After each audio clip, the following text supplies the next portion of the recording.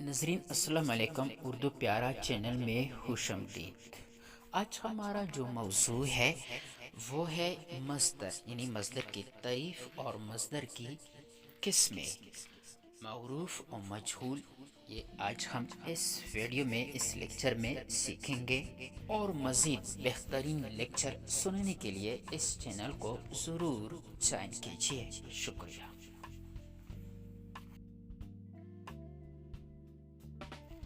مصدر کا بیان یعنی تعریف۔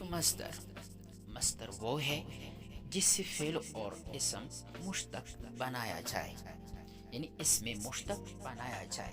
یعنی مصدر وہ ہے، یعنی وہ فعل ہے جن سے ہم اس میں مشتق بناتے ہیں۔ یعنی مصدر سے اکثر اس میں مشتق بنتا ہے، اسے ہم مصدر کہتے ہیں۔ اردو میں علامت مصدر نہ ہے، یعنی مصدر کے آخر میں لفظ نہ آتا ہے، یعنی جن لفظ کے پیچھے آخر میں نہ ہو وہ ہم مصدر تسلیم کرتے ہیں، وہ لفظ مصدر ہوتا ہے۔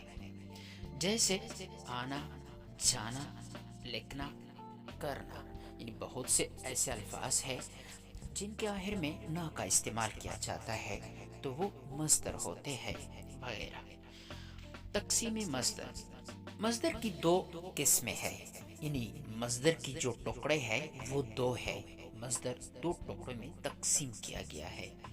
پہلا جو ہے وہ لازم ہے، یعنی لازم مصدر ہم کہتے ہیں۔ دوسرا جو ہے وہ متعدی ہے، یعنی مصدر متعدی۔ اب پہلے ہم لازم پر بات کرتے ہیں، سیکھتے ہیں۔ لازم وہ ہے جو صرف فاعل پر تمام ہو جائے، جیسے اٹھنا، بیٹھنا، سونا، رونا، ہونا، آنا، جانا وغیرہ۔ متعدی وہ ہے جو فاعل پر تمام نہ ہو بلکہ مفعول کو چاہتا ہو، جیسے کھانا پینا، لکھنا، پڑھنا وغیرہ۔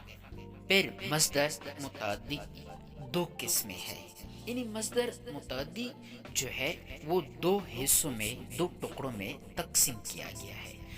پہلا جو ہے وہ معروف ہے، اور دوسرا جو ہے وہ مجہول ہے۔ تو آئیے احباب اب ہم معروف پر بات کرتے ہیں، یعنی پہلا جو قسم ہے وہ معروف ہے۔ معروف وہ ہے جس کا فاعل معلوم ہو، یعنی معروف سے مراد یہ ہے کہ جس کا فاعل معلوم ہو اسے ہم معروف کہتے ہیں۔